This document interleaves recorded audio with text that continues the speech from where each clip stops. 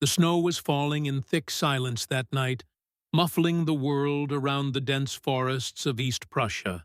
Hidden beneath layers of pine and frozen earth stood the infamous Wolf's Lair, a massive, secret complex guarded by layers of barbed wire, minefields, and armed patrols. From the outside, it looked like a ghost fortress lost in time. But deep inside, history's darkest decisions were being written in whispers and paranoia. Erich Bauer, a mid-level intelligence officer, never wanted to be assigned to the Führer's inner circle.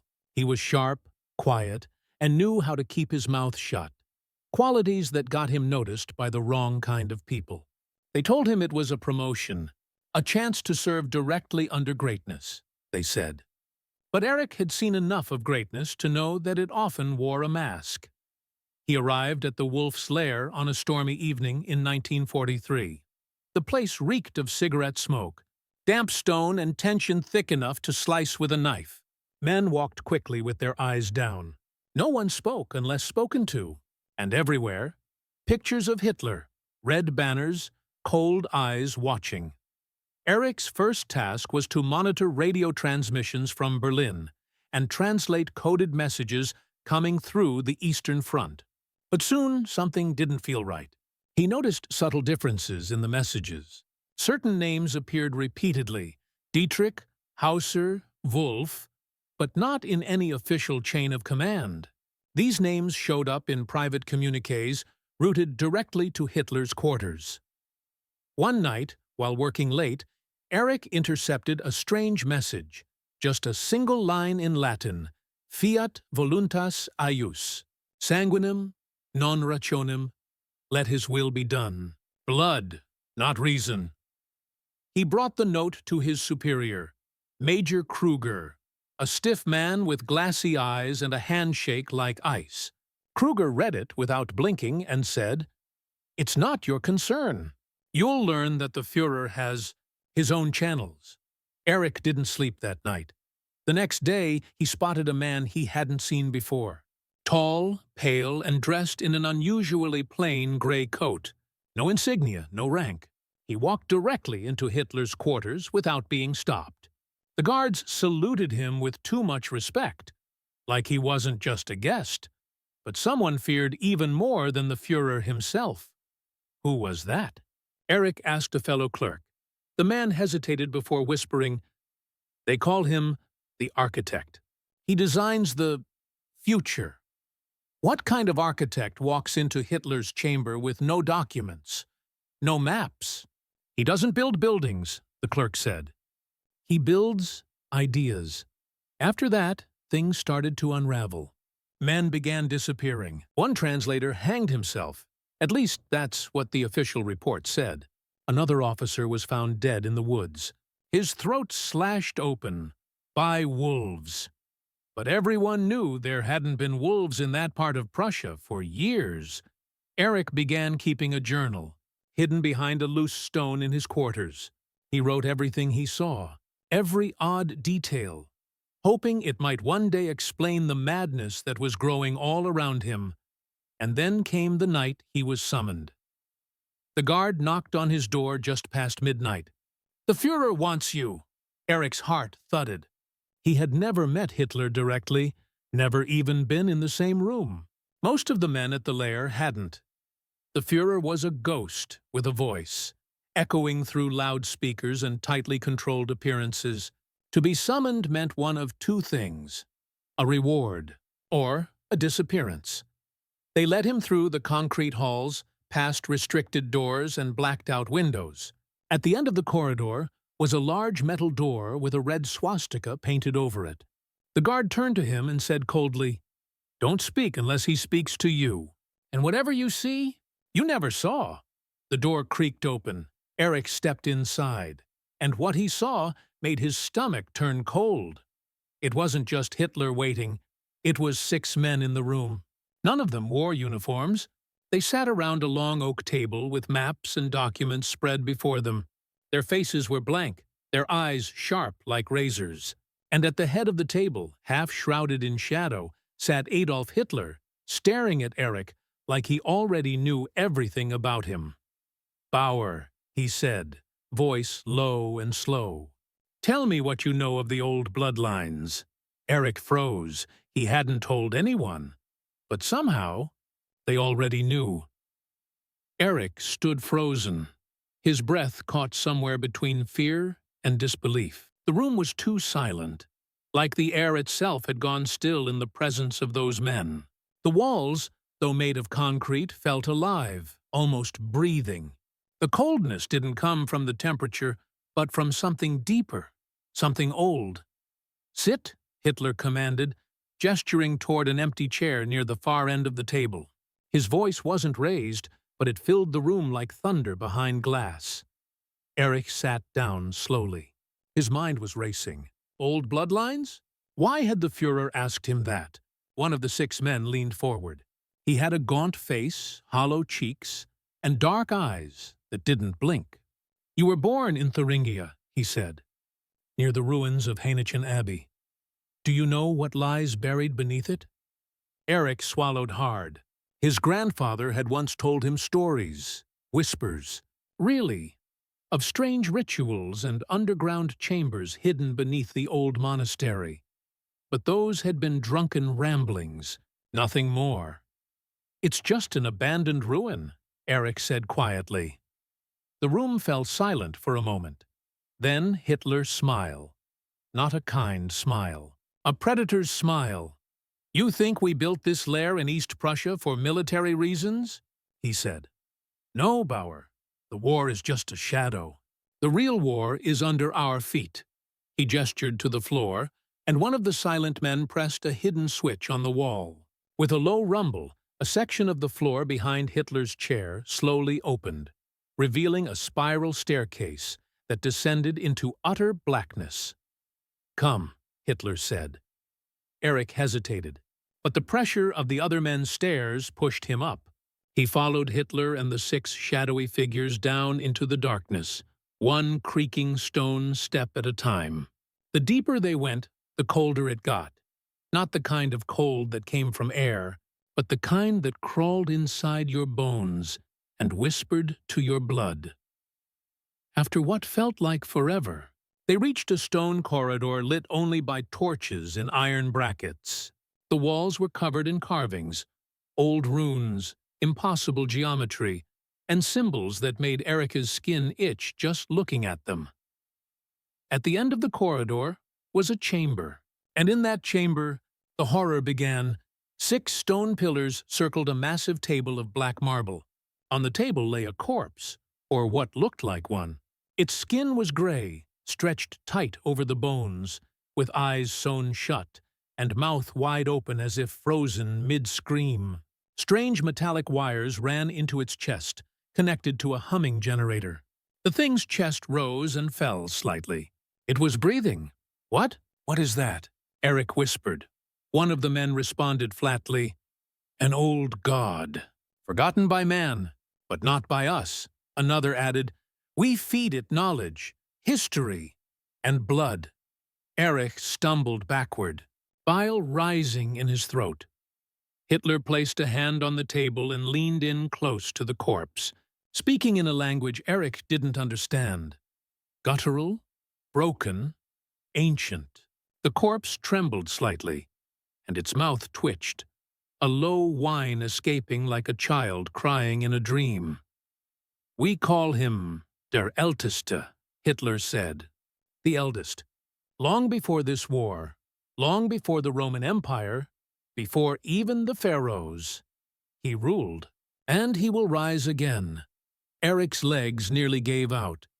You brought me here to see this? He asked. Why? Hitler turned to him, eyes gleaming with something far beyond reason. Because your blood sings, he said. You come from the line of those who once served him.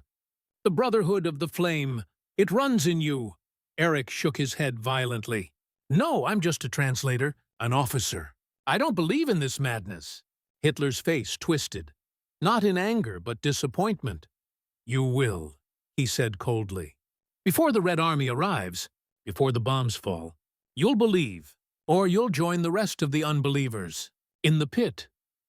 As they turned to leave the chamber, Eric looked one last time at the corpse on the table. Its eyes were no longer sewn shut. They were wide open and staring straight at him. After that night, Eric was no longer the same. He returned to his quarters at the wolf's lair with trembling hands and sweat-soaked clothes. His journal lay untouched on the desk, but he couldn't bring himself to write. What could he say? That Hitler was consorting with some undead thing buried beneath the forest? That 6 men without names were feeding history and blood to a corpse that breathed? It sounded insane, even inside his own head. But he had seen it. He had heard the chants, smelled the rot, and met the eyes of something that should never have been alive. Something ancient.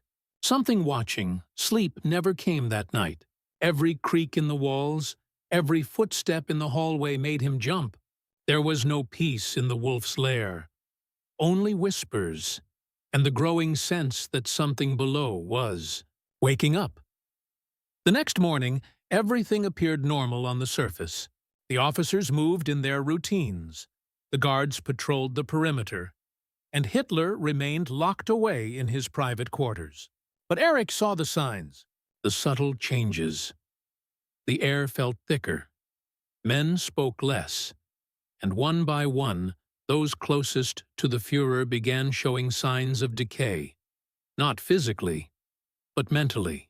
General Wolfbrandt, once calm and calculating, had begun talking to himself in hallways, muttering in that same twisted language Eric had heard in the catacombs.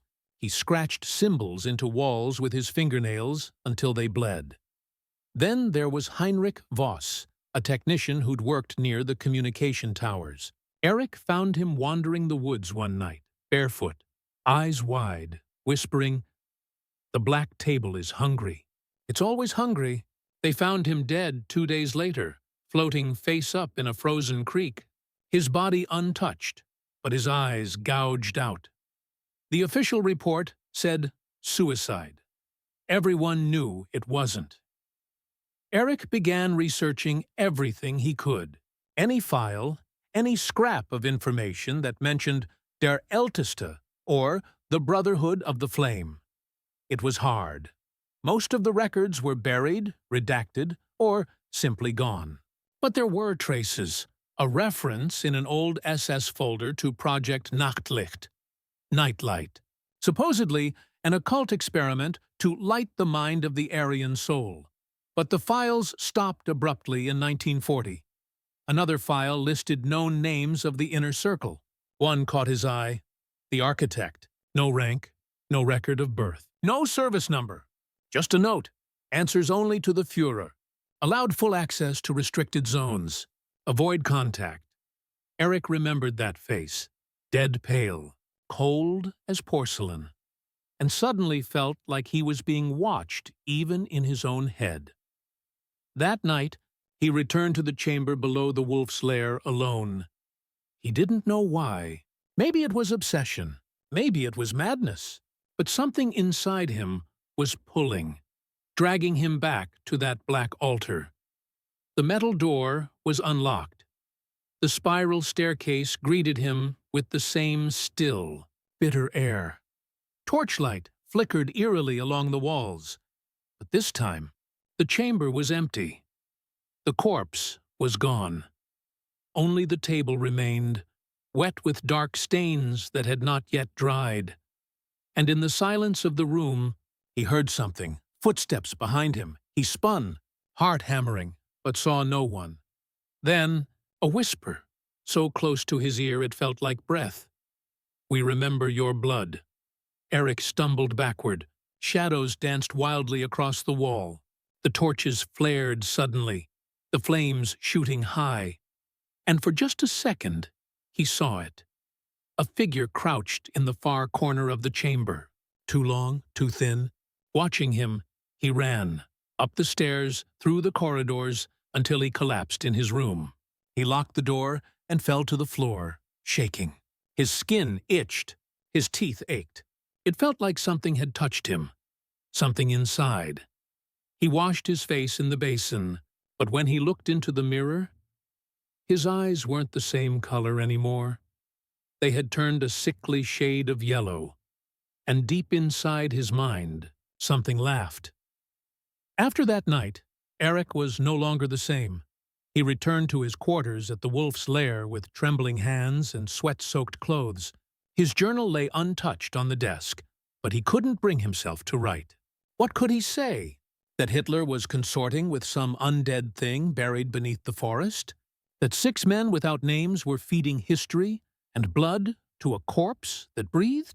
It sounded insane, even inside his own head. But he had seen it. He had heard the chants, smelled the rot, and met the eyes of something that should never have been alive. Something ancient. Something watching. Sleep never came that night. Every creak in the walls, every footstep in the hallway made him jump. There was no peace in the wolf's lair. Only whispers, and the growing sense that something below was waking up. The next morning, everything appeared normal on the surface. The officers moved in their routines.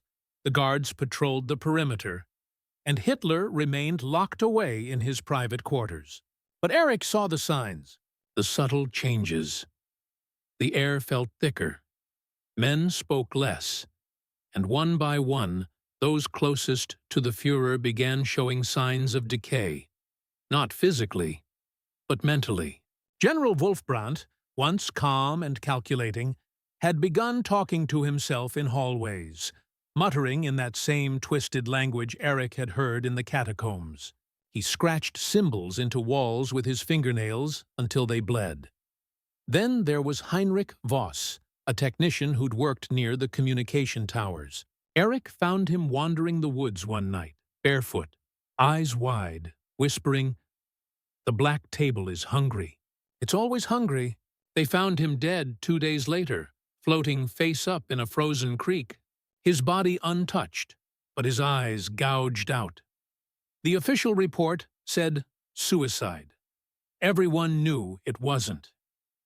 Eric began researching everything he could. Any file, any scrap of information that mentioned Der Älteste or the Brotherhood of the Flame. It was hard. Most of the records were buried, redacted, or simply gone. But there were traces, a reference in an old SS folder to Project Nachtlicht, Nightlight, supposedly an occult experiment to light the mind of the Aryan soul. But the files stopped abruptly in 1940. Another file listed known names of the inner circle. One caught his eye, the architect. No rank, no record of birth, no service number. Just a note, answers only to the Führer. Allowed full access to restricted zones. Avoid contact. Eric remembered that face, dead pale, cold as porcelain, and suddenly felt like he was being watched even in his own head. That night, he returned to the chamber below the wolf's lair alone.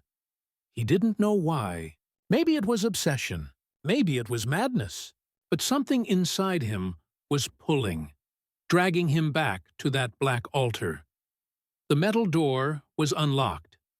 The spiral staircase greeted him with the same still, bitter air. Torchlight flickered eerily along the walls. But this time, the chamber was empty. The corpse was gone. Only the table remained, wet with dark stains that had not yet dried. And in the silence of the room, he heard something, footsteps behind him. He spun, heart hammering, but saw no one. Then, a whisper, so close to his ear it felt like breath. "We remember your blood." Eric stumbled backward. Shadows danced wildly across the wall. The torches flared suddenly, the flames shooting high. And for just a second, he saw it. A figure crouched in the far corner of the chamber, too long, too thin. Watching him, he ran, up the stairs, through the corridors, until he collapsed in his room. He locked the door and fell to the floor, shaking. His skin itched, his teeth ached. It felt like something had touched him, something inside. He washed his face in the basin, but when he looked into the mirror, his eyes weren't the same color anymore. They had turned a sickly shade of yellow, and deep inside his mind, something laughed. The name scribbled on the paper was barely legible, smeared in what looked like blood and old ink. Joseph M. Beck. Code. Nachtlicht Survivor. Location unknown.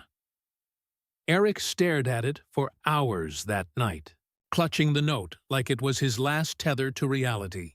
If this man really escaped, really survived the Brotherhood, and whatever lived beneath the wolf's lair, he might be the only one who could explain what was happening to Eric.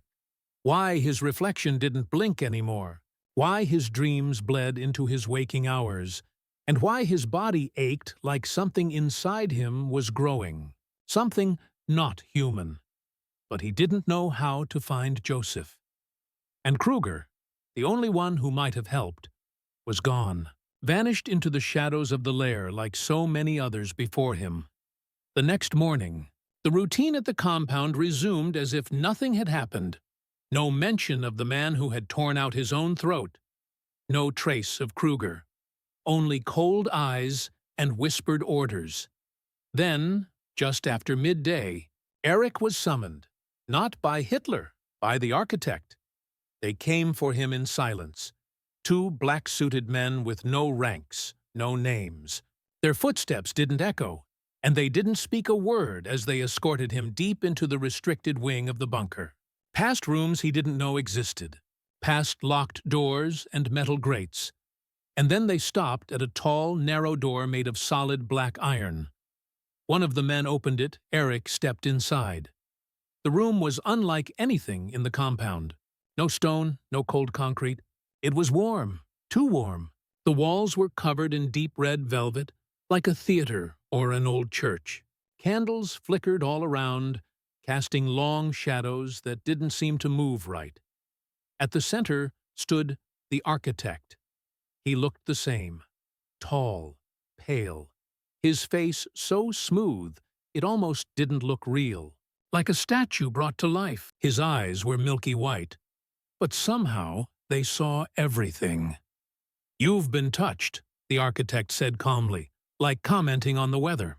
"The hunger knows you now." Eric didn't answer. The architect circled him slowly. "You dream in the tongue of the eldest.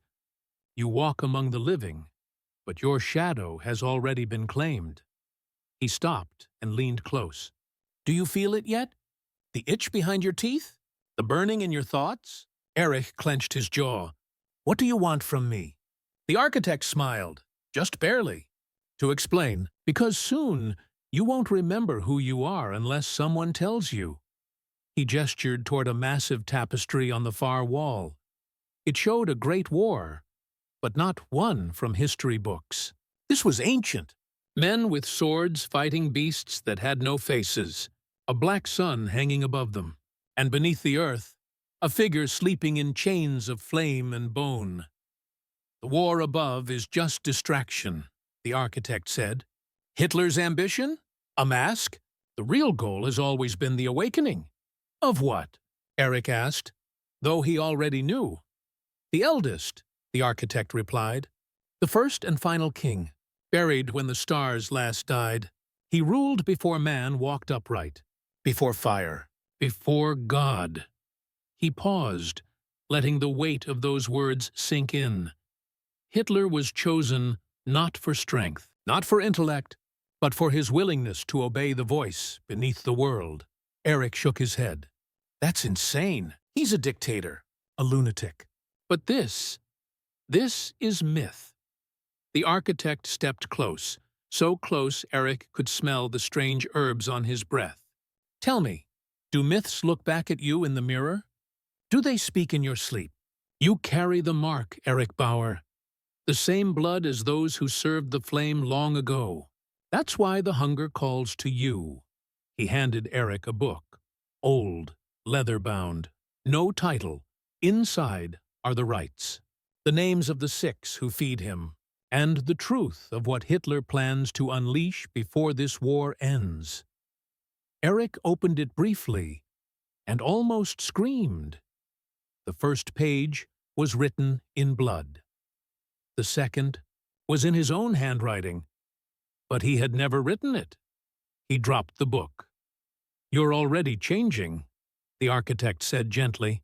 "You don't have much time. You either serve the hunger or you try to stop it.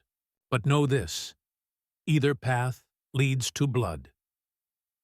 Eric turned and ran, back through the maze of halls, past the guards, back into the bitter cold air of the East Prussian forest.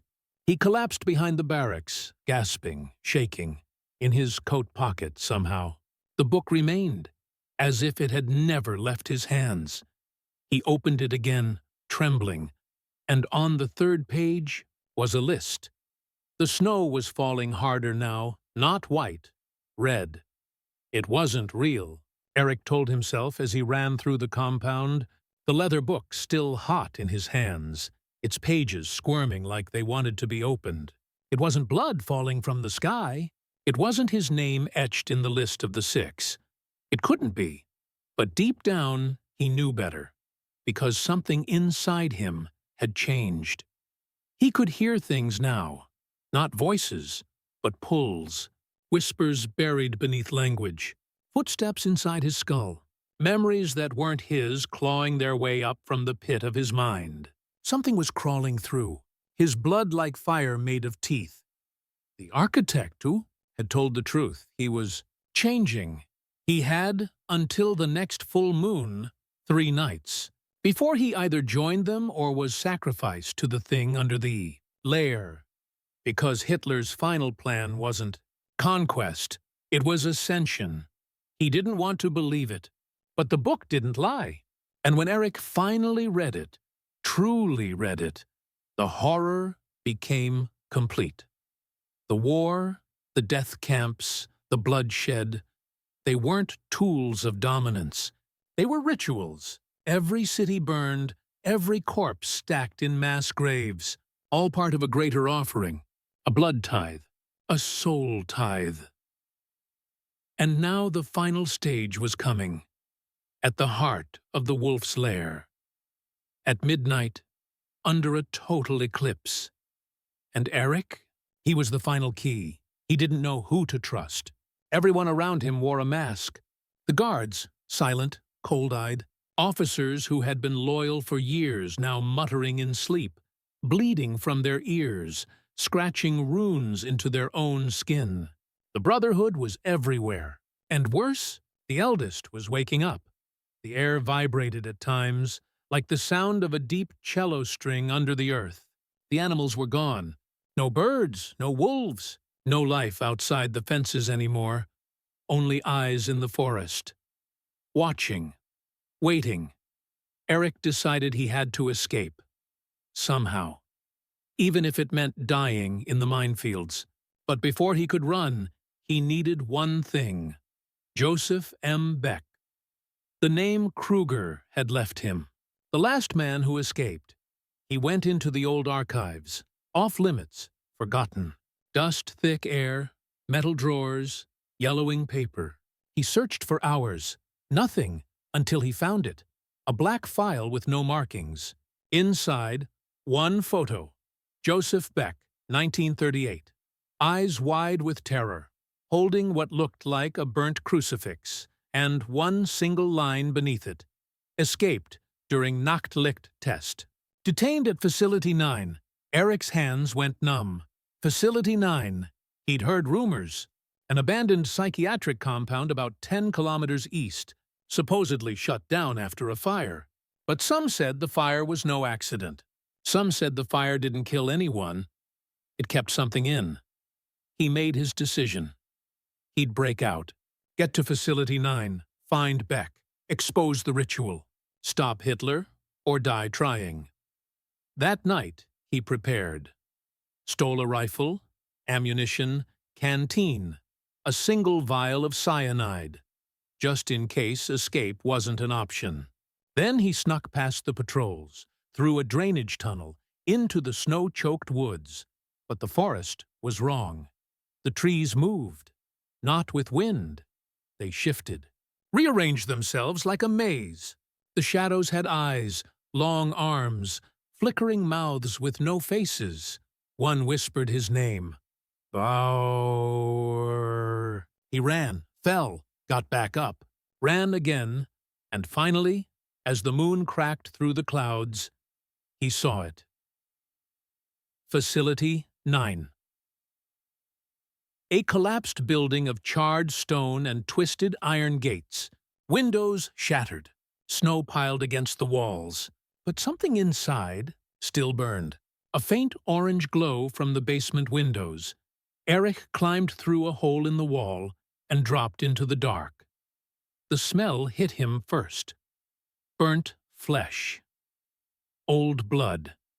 And flowers! A voice called out from the dark. "You're late," it said. A match lit. A man hunched in the corner, wrapped in a tattered coat, eyes flickering like a trapped animal. Joseph Beck. His face was scarred, hair mostly gone, but he was alive. Barely. "I've been waiting for you," Joseph said. "They told me you'd come." Eric froze. "Who?" Joseph smiled. "The voices. The ones from below. They live in me now. Like they live in you." Eric raised his rifle. "Start talking." Joseph's grin widened. "You can't stop it. But you can kill the vessel." "What vessel?" Joseph pointed at Eric's chest. "You. You are the vessel now." For a long moment, Eric didn't move. The words hung in the air like smoke. "You are the vessel." He wanted to deny it. Scream at Joseph! Call him insane! But something deeper, something crawling under his ribs like a second heartbeat, knew the old man wasn't lying. Joseph slowly stood up, bones cracking like dry twigs. "You think Hitler is the vessel?" Joseph rasped. "No, he's the mouthpiece, the herald, the puppet that burns Europe into the sacrifice. But the body the eldest enters, must be born of the original bloodline." Eric felt sick. "You," Joseph whispered, pointing at him with a trembling finger, "are the door." Eric backed away. "No, I had nothing to do with this." Joseph laughed, a horrible, broken laugh that sounded half human, half animal. "You think blood cares what you want? The Brotherhood tracked your bloodline for 3 generations. You weren't promoted by accident, Bauer. You were delivered." The room flickered, not from the flame, but from something deeper, like the world itself shivered. Joseph suddenly looked past him, into the darkness behind. "They found you," he whispered. "They're already here." Eric spun around. 6 figures stood at the bottom of the stairwell. Not soldiers. The 6 from the eldest's chamber. The high circle. Their eyes glowed faintly in the dark, like embers drowning in tar. None of them blinked. None breathed. They were still. Too still. Like puppets, waiting for a hand to move them. Then the architect stepped forward. "Come, Eric," he said softly, like a father coaxing a child. "The hour is near. The eclipse begins soon. We must prepare you for the awakening." Eric raised his rifle, hands trembling. "Take one more step toward me," he growled. "And I swear—" The architect didn't stop. He didn't flinch. He didn't even look at the rifle. "You won't shoot," he said. "The vessel cannot destroy itself. It is sealed. Try me." Eric roared. He pulled the trigger. The gun clicked. No shot. The chamber was full. The bullet simply refused to fire. The architect smiled faintly. "You see? The blood remembers its duty." Joseph erupted, lunging at them with a scream of hysteria. But he didn't even reach them. One member of the 6 turned his head slightly, and Joseph's body snapped backward as if hit by something invisible. He hit the far wall so hard his spine cracked like a board. Eric shouted, "No!" Joseph, broken and dying, looked up at him with milky, fading eyes. "Burn the root," he gasped. "Not the branches." He coughed blood. Thick. Black. Rotten. and his voice dropped to a final whisper. Kill the eldest before it finishes killing you. Then his neck twisted sharply, like an unseen hand crushed it, and Yosef went still. The architect approached Eric slowly, extending a pale hand. Come now, he murmured. The time has come. The Führer is waiting in the Black Hall. The ritual must begin before the moon swallows the sun. Behind him, the six opened a circle. Tall, silent, inhuman shadows. Eric felt something move under his skin, a twitch, like fingers pushing outward from inside his bones. His vision flickered. For a second, the world tore like paper. He saw the wolf's lair not as concrete and iron, but as a throat leading down into something alive. He staggered. The architect touched his shoulder, and suddenly, it was inside him. A surge like hot oil poured through his veins, a crawling hunger gnawing at his spine. His body wanted to obey, but something else, the last shred of Eric, screamed back. No! The ITE architect's eyes narrowed. You still believe you have a choice. Eric didn't think. He ran up the staircase, chest burning, the hunger surging behind his eyes. The Brotherhood didn't chase at first. They didn't need to. He would come to them when his blood finished turning, when his will snapped. But Eric wasn't running to escape. He was running because for the first time, he knew where he had to go, not away from Wolf's lair, back into it. If he wanted to stop the ritual, if he wanted to kill whatever was waking, he had to go beneath the lair, into the Black Temple, into the pit, where the eldest waited, and where Hitler would be, preparing to open the final seal. The skies were on fire. Above the forest, the eclipse had begun, a great black disk swallowing the sun in slow, agonizing silence. It cast the entire wolf's lair in a bloody dusk that felt neither night nor day. The snow had stopped falling. Even the wind had died. Only the air still moved, like it was breathing through unseen lungs. Eric ran. Through the barbed wire, past the dead-eyed guards who didn't try to stop him. They only watched, like statues awaiting judgment. The rifle was useless now, just dead weight in his hands. He dropped it. He no longer needed it. He was carrying something far more dangerous now. Will and the book. That cursed book with its pages of prophecy, madness, and blood. It burned against his chest like a second heart as he reached the inner doors of the bunker. The guards standing there were wrong.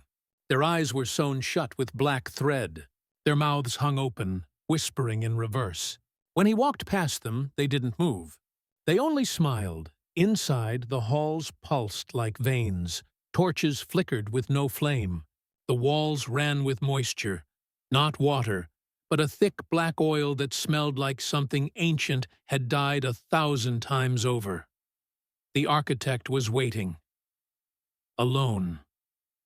He stood beside a massive metal gate, etched with runes that shimmered and hissed like snakes made of light. "Welcome home," he said. Eric didn't answer. He looked past him, into the Black Hall, and saw Hitler, standing before a monolithic altar, shirtless, body covered in scars and carved symbols. His eyes were rolled back. He muttered the final words of the rite in the tongue of the eldest. Around him stood the six, now revealed for what they truly were. Not men, not even spirits. Their skin cracked open like husks, revealing limbs of black bone, twisted, crawling with tiny, screaming mouths. They bled shadows that slithered, and in the center of the room was the pit. A bottomless hole surrounded by chains, glowing red-hot. The last prison of the eldest. The chains were cracking. One had already snapped. Eric moved toward the architect. You think you can stop what's already begun? The architect said, almost gently. You are the vessel, Erich. You are the offering. If you die, the eldest dies inside you. You'll take him with you. You hold the key. You hold the curse. Erich smiled. For the first time in days. That's exactly the plan. He reached into his coat and pulled out the final weapon. A block of plastique, stolen from a munitions crate. Enough to level half the bunker. Enough to collapse the pit. Enough to end this. The architect lunged, screaming. But it was too late. Erich sprinted into the black hall, the explosion wired to a single detonator. Erich! Hitler screamed, his voice cracking, his arms raised. You are mine! Erich didn't slow. He passed the six, their limbs thrashing, their mouths spitting fire, and dove straight into the pit, the detonator in hand. The last thing he saw before he fell was Hitler's face. Twisted, not in rage, but fear. As Erich dropped into the blackness, the chains shattered. The eldest began to rise, and then white light, fire, silence. The bunker was gone. When the Red Army arrived days later, they found only rubble and ashes. The wolf's lair was erased. Not bombed, not shelled, erased. The forests grew back around it like nothing had ever been there. No bodies, no records, only silence. And one charred book, unopened, untouched. Still warm. Epilogue. 1974. A young man in West Germany receives a package with no return address. Inside, a photo of a man from 1944, the name on the back, Erich Bauer, and a handwritten note. The blood still remembers. The hunger sleeps, but not forever. The young man's eyes flicker, a golden, sickly yellow, and deep beneath the earth.